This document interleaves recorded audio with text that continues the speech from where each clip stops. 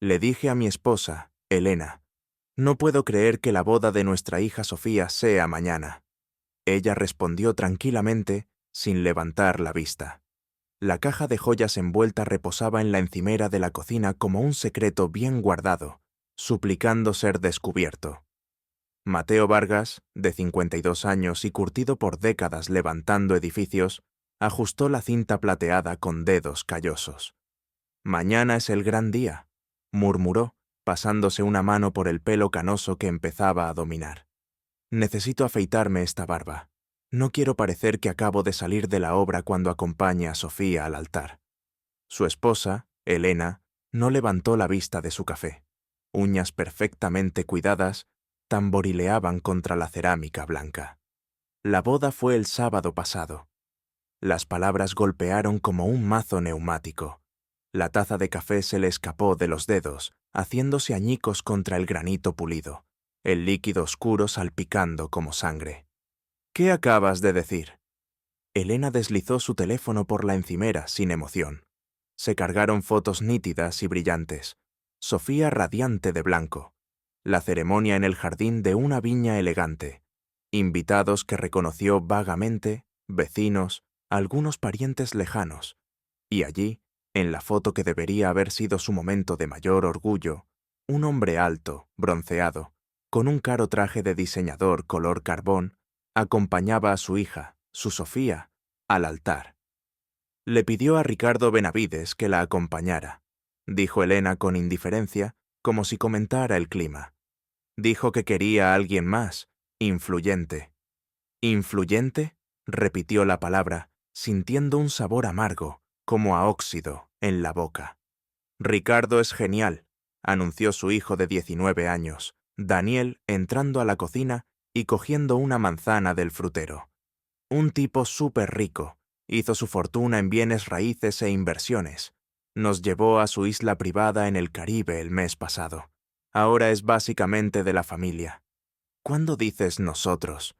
Yo, mamá, Sofía, incluso me regaló este reloj. Daniel mostró un omega de platino que brillaba bajo la luz. Ricardo dice que le recuerdo a él mismo cuando era joven, ambicioso, listo para ascender. Los ojos de Elena nunca dejaron su café. Ha estado siendo el mentor de Daniel, añadió con calma.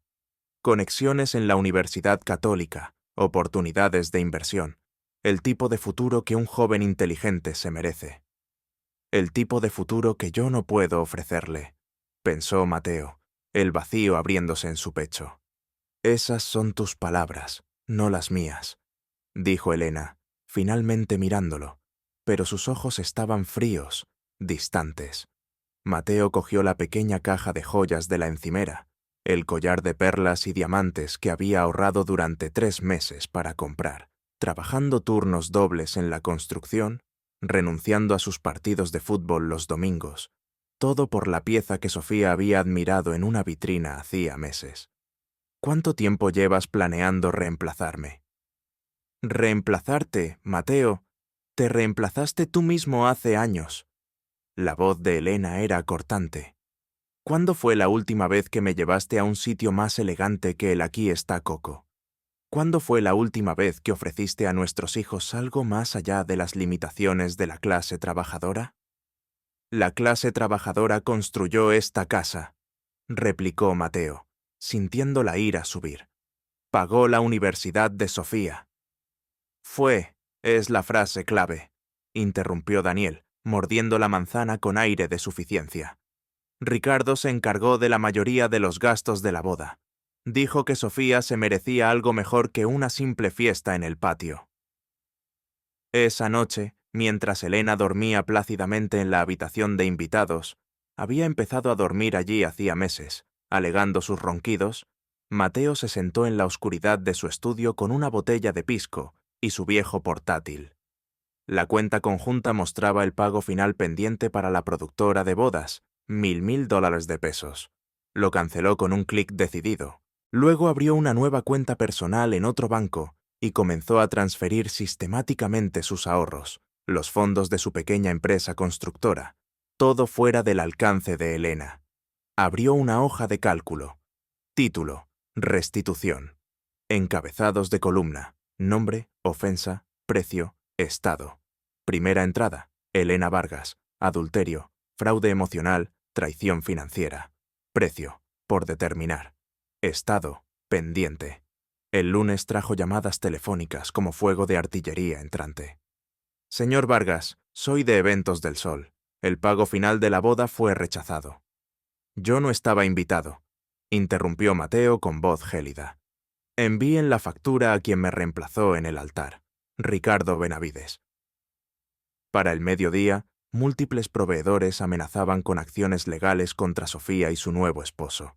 El teléfono de Mateo vibró con mensajes frenéticos de Sofía.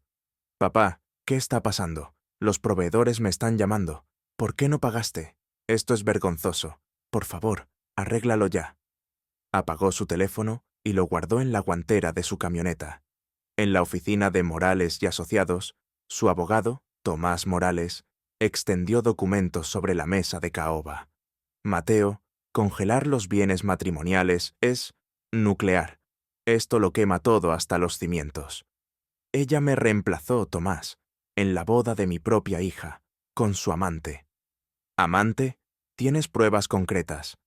Mateo deslizó una carpeta de Manila por la mesa, gruesa de extractos bancarios detallados, recibos de hotel con nombres coincidentes, registros telefónicos con llamadas a horas improbables, 6 meses de doloroso trabajo de detective privado que había iniciado cuando las excusas de Elena se volvieron demasiado frecuentes. Ricardo Benavides, un patrón claro de 3 meses, hoteles de 5 estrellas en Viña del Mar, cenas carísimas en Vitacura, escapadas de fin de semana a Zapallar, lugares a los que nunca he podido permitirme llevarla. Las cejas de Morales se alzaron. Esto es extenso. ¿Cuánto tiempo llevas rastreando esto? Desde que empecé a sospechar que sus viajes de trabajo eran demasiado lujosos. Las tarjetas de crédito no mienten. Tampoco los registros de hotel para 2 personas registradas bajo nombres falsos, pero pagados con su tarjeta corporativa. ¿Y lo del hijo que quiere cambiarse el nombre? La mandíbula de Mateo se tensó hasta doler. Recibí los papeles ayer por correo certificado. Daniel Vargas quiere convertirse legalmente en Daniel Benavides. Adopción legal por parte del amante de su madre. Necesitan tu consentimiento para eso. No va a pasar, nunca. ¿Qué es exactamente lo que me pides que haga, Mateo? Todo. Congelar todos los bienes matrimoniales inmediatamente. Solicitar el divorcio citando adulterio y fraude. Impugnar cualquier reclamación sobre mi negocio, que construí mucho antes de casarme. Y quiero saberlo todo sobre Ricardo Benavides. Sus finanzas, sus negocios turbios, sus vulnerabilidades. Todo el mundo tiene secretos, Tomás, especialmente los hombres ricos que creen estar por encima de todo. Quiero saber los suyos. El miércoles trajo más correo certificado que requería la firma de Mateo. Se sentó en su camioneta frente a la obra, leyendo los documentos legales por tercera vez bajo la dura luz del sol. Petición de cambio de nombre legal. Daniel Mateo Vargas Rojas a Daniel Mateo Benavides Torres. Razón adjunta. Alineación con la nueva estructura familiar y figura paterna predominante. Solicitud de adopción de adulto. Se requiere el consentimiento notariado del padre biológico. Nueva estructura familiar.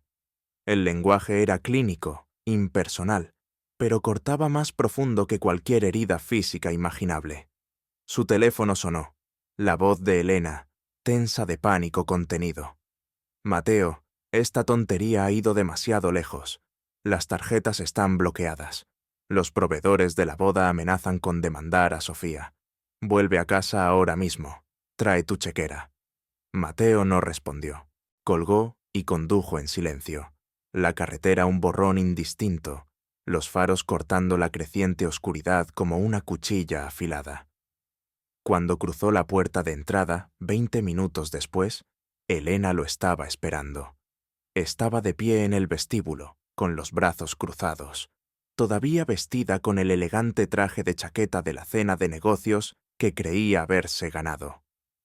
La bata de seda que él había recuperado discretamente de la terraza, en la casa de playa de Ricardo en Zapallar, estaba ahora doblada dentro de una bolsa de plástico de supermercado que sostenía en la mano.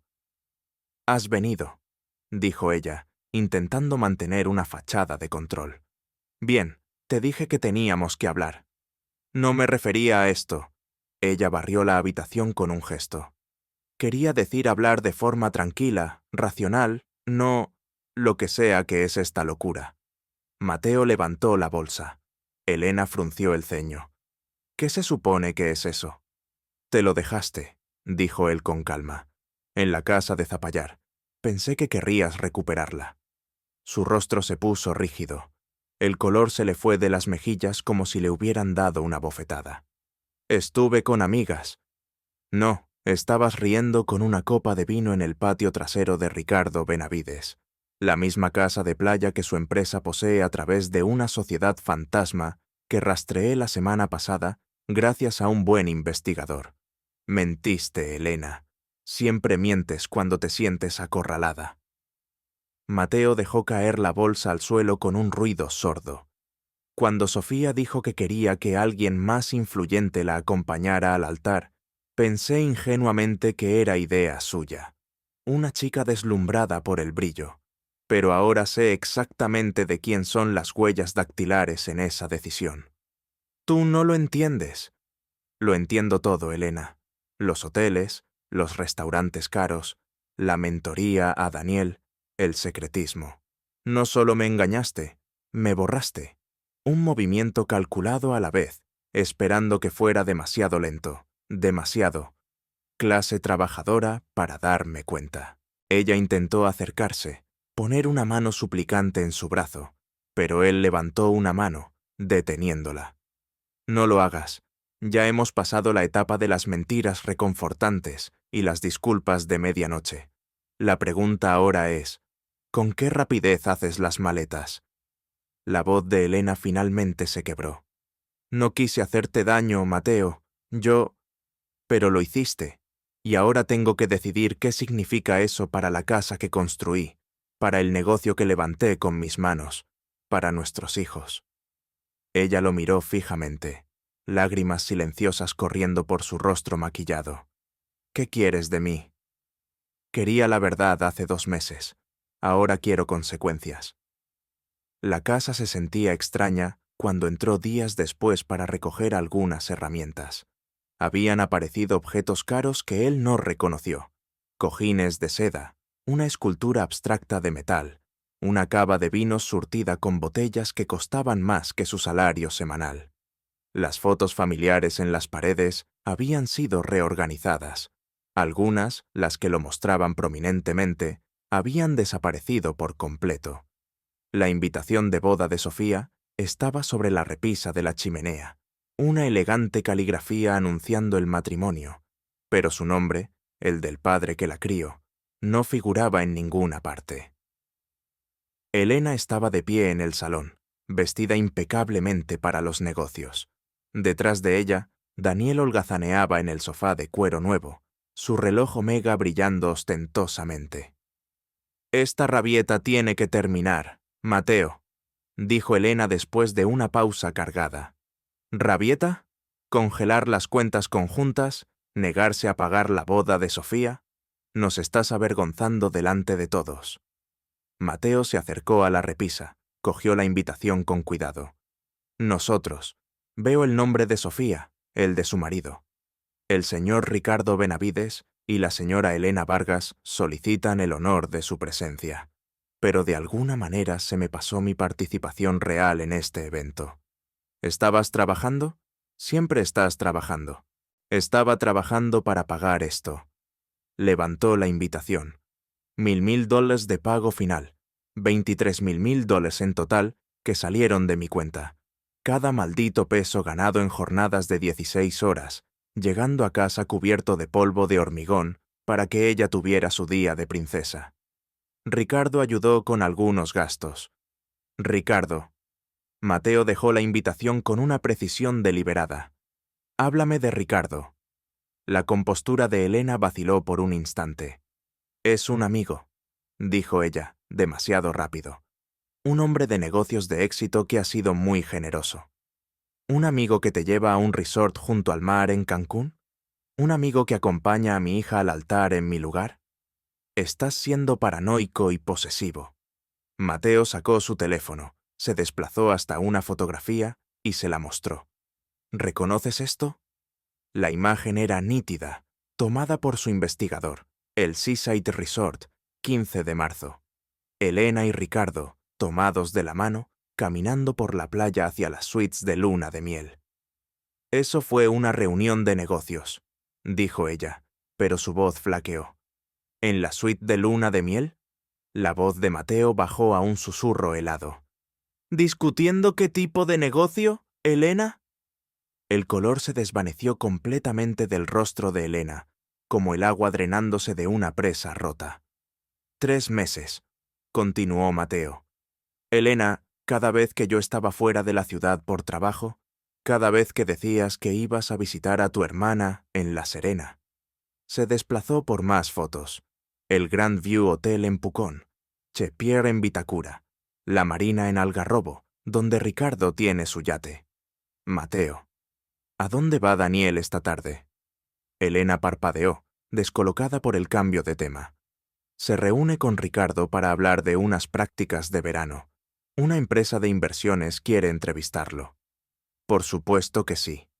Mateo se dirigió hacia la puerta. ¿A dónde vas? A presentarme formalmente a mi reemplazo. Benavides Enterprises ocupaba las 3 últimas plantas de la Torre Titanium. Mateo tomó el ascensor hasta la planta 42, todavía con su ropa de trabajo, botas con punta de acero, chaqueta de mezclilla con el logo de Constructora Vargas. El área de recepción olía a dinero viejo y pretensión moderna. «Vengo a ver a Ricardo Benavides», le dijo a la recepcionista cuya sonrisa profesional vaciló visiblemente ante su apariencia. «¿Tiene cita?» «Soy de la familia. Querrá verme». 5 minutos después, una pesada puerta de roble se abrió y Ricardo Benavides salió. Alto, de pelo plateado impecable, con un traje italiano que probablemente costaba más de lo que Mateo ganaba en un mes. Detrás de él estaba Daniel, con aspecto de haber ganado la lotería y no saber cómo cobrar el premio. «Debes de ser Mateo». Ricardo extendió una mano bronceada y cuidada. «He oído hablar mucho de ti».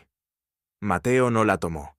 Se limitó a estudiar al hombre que había desmantelado su familia con la facilidad de un desarrollador demoliendo un edificio viejo. «Tenemos que hablar, en privado». La sonrisa de Ricardo vaciló una fracción de segundo. «Daniel, espérame en la sala de conferencias. Pide café, esos pasteles de esa panadería francesa que te gustaban».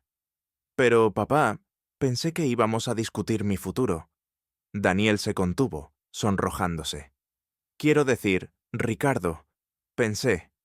Continuaremos en unos minutos». El lapsus involuntario golpeó a Mateo físicamente. Su hijo casi había llamado «papá» a este extraño usurpador. La oficina de Ricardo era un monumento al ego.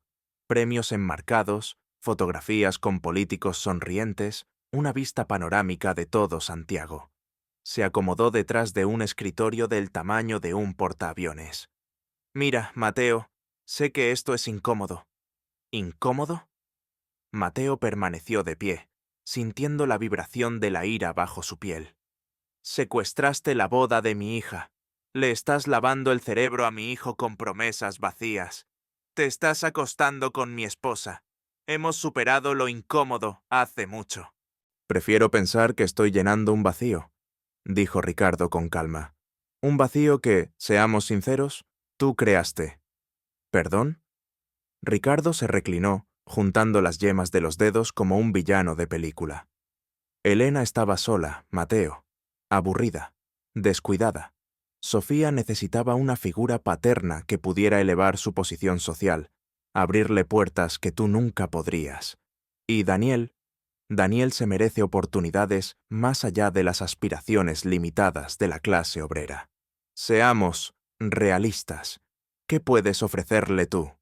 ¿La pensión de un trabajador de la construcción? ¿Una casa modesta en Ñuñoa? ¿Conexiones sociales entre maestros chasquilla? La sonrisa de Ricardo se volvió depredadora. Yo puedo ofrecerles educación en el extranjero, fondos fiduciarios, conexiones que abarcan industrias enteras. Puedo darles la vida que realmente se merecen. Las manos de Mateo se apretaron en el respaldo de la silla de cuero frente al escritorio hasta que sus nudillos se pusieron blancos. Tú, arrogante pedazo de... Cuidado, Mateo. Tengo a seguridad en marcación rápida. Ricardo se encogió de hombros. Tu familia ha pasado a cosas más grandes, a un futuro mejor. La cuestión es si lo aceptarás con elegancia o forzarás una situación desagradable. ¿Qué tipo de situación desagradable? Órdenes de alejamiento, vergüenza pública, quizás incluso cargos por acoso. Ricardo sonrió con suficiencia. Elena ya ha hablado con su abogado sobre un divorcio de mutuo acuerdo. Está siendo muy generosa, considerando las circunstancias. ¿Sabes qué, Ricardo? Tienes razón en algo. La sonrisa de Ricardo volvió triunfante. No puedo ofrecer lo que tú puedes prometer. ¿Y bien? Pero puedo ofrecer algo que tú, evidentemente, no consideraste. ¿Y qué sería eso? Consecuencias. La contadora forense, Patricia Solís, extendió documentos sobre la mesa de la cocina de Mateo como cartas del tarot prediciendo un desastre inminente para otros. $27.000 desaparecidos de su cuenta de ahorro para la casa, transferidos a una empresa fantasma llamada CW Global Assets durante los últimos 4 meses. CW, Ricardo Benavides, se pone mejor.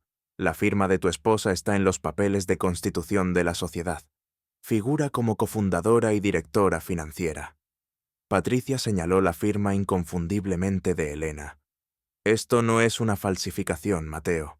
Firmó voluntariamente, con pleno conocimiento. Así que mientras yo hacía horas extras para ahorrar para la boda de Sofía, ellos estaban vaciando el fondo de nuestra casa para sus negocios turbios. Es fraude electrónico, conspiración para defraudar, cargos federales que conllevan una pena de prisión grave si se prueban. Patricia sacó otra carpeta abultada. El señor Benavides no es tan exitoso como pretende. El Servicio de Impuestos Internos, SEI, lo ha estado investigando durante 2 años por evasión fiscal. Cifras de 6 dígitos en impuestos atrasados impagados, añadió Patricia con calma. Está enterrado bajo auditorías, banderas rojas y sospechas de lavado de dinero. Las sociedades fantasma como CW Global Assets, todas diseñadas para ocultar activos y evadir al fisco. Mateo se inclinó, la mandíbula tensa. ¿Cuán expuesto está legalmente? Patricia golpeó la carpeta. Mucho. Rastreé 6 propiedades inmobiliarias de lujo, canalizadas a través de CW Global Assets, solo en el último año. El nombre de tu esposa está en los documentos de constitución. Firmó voluntariamente. 2 veces. Mateo exhaló lentamente, el plan formándose en su mente. Entonces quiero que lo acorralen antes de que sepa que lo están cazando. ¿Quieres enfrentarte a él directamente? No, dijo Mateo levantándose. Quiero advertirle, solo una vez, antes de que todo su mundo se derrumbe. Mateo presentó la documentación legal esa misma tarde. Demanda civil contra Elena por apropiación indebida de fondos matrimoniales. Denuncia formal por fraude contra Ricardo Benavides presentada ante la Brigada de Delitos Económicos de la PDI. Remisión penal al sí por evasión de impuestos y posible lavado de dinero. Solicitud de embargo preventivo de activos para todas las propiedades vinculadas a CW Global Assets. La justicia muele lento, pero a veces, con la ayuda adecuada, muele excesivamente fino. El viernes por la noche, Mateo se sentó en su camioneta frente a Boragó, el lujoso restaurante donde Elena celebraba su nuevo capítulo, con Sofía y sus nuevas amigas de la alta sociedad. A través de las ventanas panorámicas, las vio riendo, brindando con champán que costaba más que el salario diario de la mayoría de la gente honesta que él conocía. Entró, se acercó discretamente al maître. Necesito enviar algo a la mesa junto a la ventana. Las mujeres que celebran un aniversario, creo. La caja de regalo parecía inocente. Envoltorio elegante, cinta plateada. Dentro no había joyas. Había una unidad USB que contenía grabaciones de audio comprometedoras de Elena y Ricardo discutiendo esquemas financieros y legales, copias de documentos bancarios que mostraban las transferencias fraudulentas desde la cuenta de Mateo, fotografías de sus visitas a hoteles de lujo y una nota mecanografiada simple. Me reemplazaste en la boda. Ahora yo estoy reemplazando tu futuro. La PDI y el CI te agradecen tu cooperación involuntaria. K.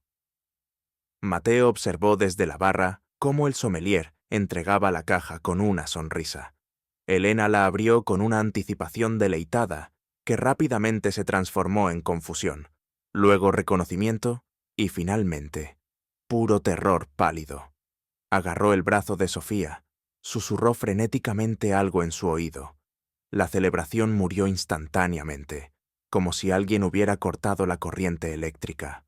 Mateo dejó el dinero exacto para su bebida sobre la barra y salió tranquilamente a la noche fresca, sintiéndose más ligero, más libre, de lo que se había sentido en meses. El lunes trajo el caos como un desastre natural anunciado. La PDI allanó las oficinas de Benavides Enterprises al amanecer. Agentes federales pululaban por la Torre Titanium, sacando cajas de documentos, mientras los equipos de noticias filmaban desde la calle, los reporteros describiendo la caída de un imperio construido sobre la delincuencia de cuello blanco. Para el mediodía, los periódicos financieros publicaban historias sobre la investigación con fotografías de Ricardo Benavides siendo esposado. Mateo vio la cobertura desde la pequeña oficina de su obra, el café enfriándose en su termo, mientras observaba la destrucción meticulosa del imperio de su enemigo. El presentador de noticias habló seriamente sobre fraude electrónico, lavado de dinero, evasión de impuestos reiterada, delitos que conllevan décadas de prisión. Su teléfono sonó, la voz de Elena, quebrada por el pánico puro. Arrestaron a Ricardo, congelaron todas sus cuentas, dicen que estoy involucrada. Es increíble cómo funcionan las firmas, ¿verdad? Cuando pones tu nombre en un papel, se convierte en tu responsabilidad. Necesito un abogado. Todo esto es un terrible malentendido. No hay malentendido, Elena. Robaste $27,000 de nuestra cuenta conjunta para financiar la empresa criminal de tu amante. Firmaste documentos que te convertían en funcionaria de su sociedad fantasma. Participaste activamente en delitos federales. Tú hiciste esto. Nos denunciaste. Yo no destruí nada, Elena. Lo revelé todo. Hay una diferencia. Las decisiones tienen consecuencias. Recuerda esa palabra. La oirás mucho. Clic. 1 hora después, Daniel apareció en la obra, pálido y con aspecto de haber envejecido 5 años de la noche a la mañana. «Esto es una locura». El rostro de Daniel estaba rojo de furia contenida. «Ricardo está arrestado. Mamá está implicada en una investigación federal. Sofía está histérica porque los proveedores de la boda exigen el pago completo ahora. Y tú hiciste esto. Lo destruiste todo solo por celos». Mateo lo llevó a la caseta de obra, abrió un archivador polvoriento y sacó una carpeta gruesa. «Siéntate». Dentro, Mateo extendió los documentos sobre la superficie metálica rayada. «Tu amigo Ricardo nos ha estado robando durante meses, Daniel.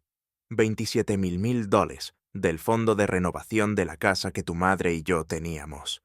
Eso es imposible. Su firma, su número de RUT, su constitución como cofundadora de su sociedad fantasma». Mateo señaló metódicamente cada prueba irrefutable. «Mientras yo trabajaba 16 horas al día para pagar la boda de tu hermana, ellos nos estaban robando a ciegas para financiar su aventura y sus negocios sucios». Daniel se quedó mirando los papeles, su rostro pasando por un ciclo rápido de incredulidad, confusión y una creciente náusea. «Esto no puede ser cierto. La PDI y el CI creen que es muy cierto, Por eso Ricardo está bajo custodia federal, enfrentándose a quizás 20 años de prisión. Pero, ¿la isla? ¿El reloj? ¿Las prácticas? Iba a ayudarme a entrar en la católica. Con dinero robado, Daniel. Nuestro dinero robado. Dinero que yo gané rompiéndome la espalda para que tú y tu hermana pudierais tener las oportunidades que yo nunca tuve. Las manos de Daniel temblaban mientras hojeaba las pruebas condenatorias. Yo no lo sabía. No, no lo sabías. Pero estabas feliz de beneficiarte, ¿verdad? Igual que Sofía estaba feliz de que él la acompañara al altar en mi lugar, porque era más influyente. ¿Qué pasa ahora? Ahora te enfrentas a la realidad. Ricardo va a una prisión federal. Tu madre podría unirse a él si no coopera plenamente. El estilo de vida lujoso se acabó. El fondo fiduciario prometido nunca existió realmente. Las oportunidades se construyeron sobre el fraude y el robo.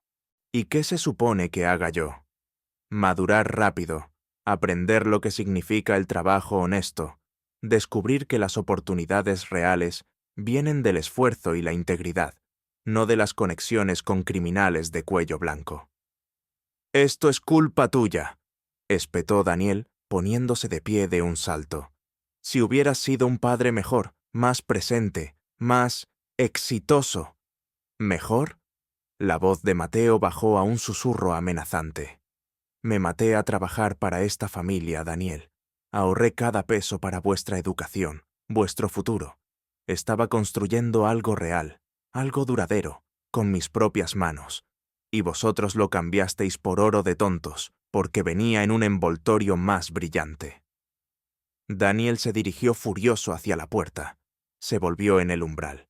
Te odio por esto. Bien, aférrate a ese sentimiento.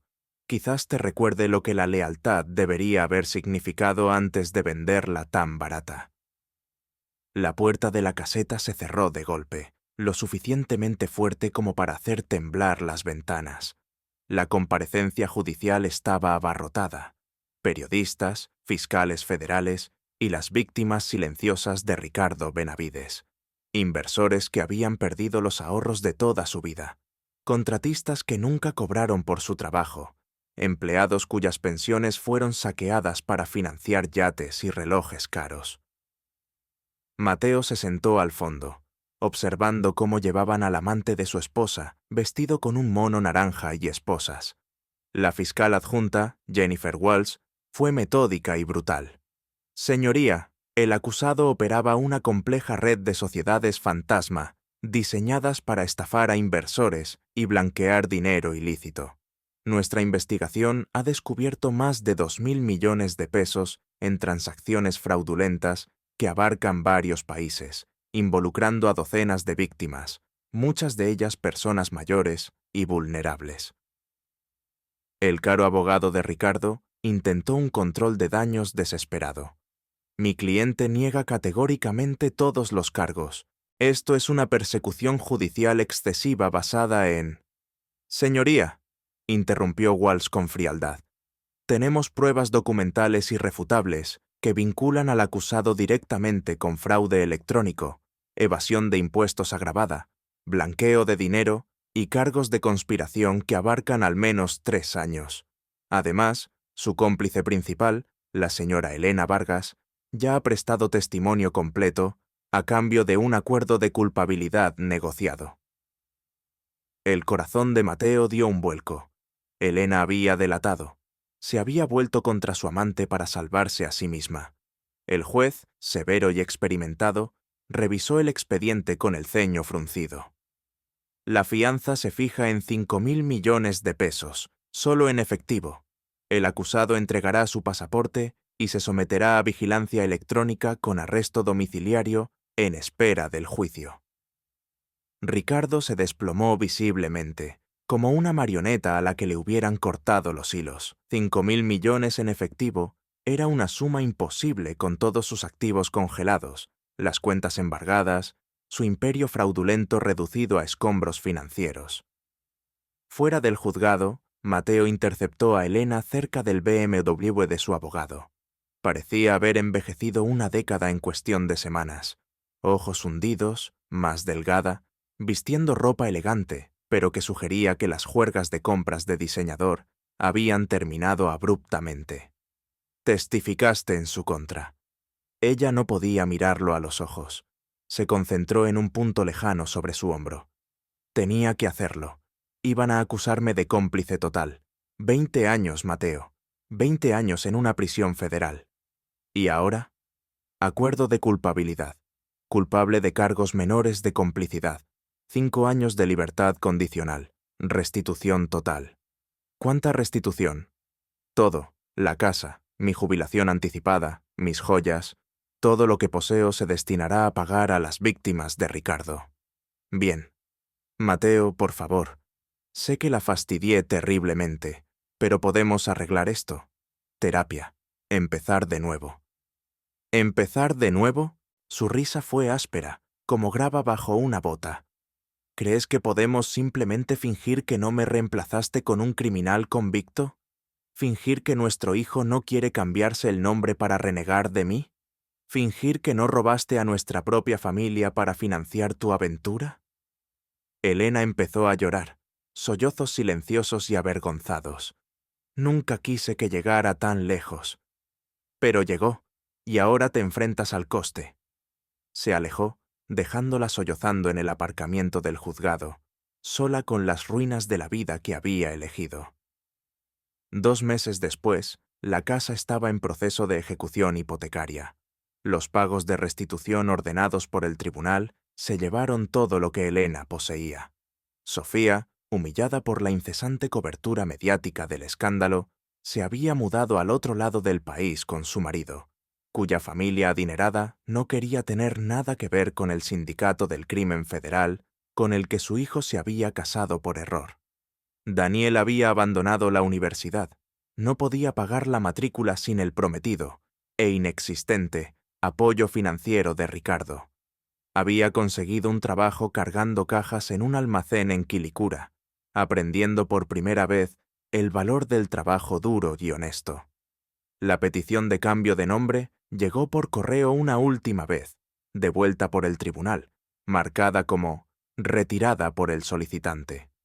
Mateo encontró a Daniel esperándolo una tarde junto a su camioneta en la obra, con aspecto infinitamente más cansado que sus 19 años.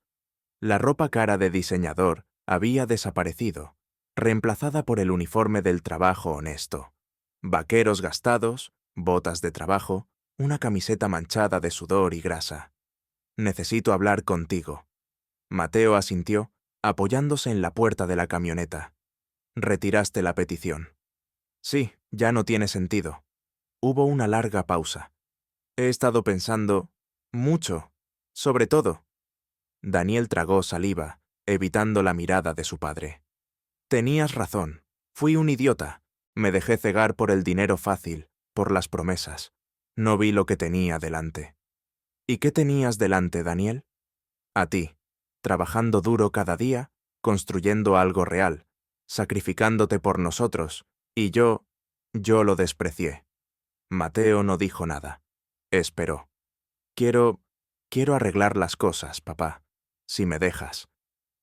Mateo estudió a su hijo, viendo no al joven arrogante de hacía meses, sino a un hombre joven que empezaba a entender el peso de sus decisiones. «Arreglar las cosas lleva tiempo, Daniel, y mucho trabajo, más duro que cargar cajas. Lo sé, estoy dispuesto a hacerlo, empezando por pagarte cada peso que te debo por la universidad que abandoné». Mateo asintió lentamente. «Eso es un comienzo». Abrió la puerta del pasajero. «Sube, vamos a casa. Tengo hambre». Daniel dudó un segundo. Luego una pequeña sonrisa apareció en su rostro por primera vez en mucho tiempo. Subió a la camioneta. 6 meses después del juicio, Mateo recibió una carta de la Institución Correccional Federal, donde Ricardo Benavides cumplía su condena de 8 años. La rompió sin leerla. Visitó la tumba de sus padres ese fin de semana, dejando flores frescas.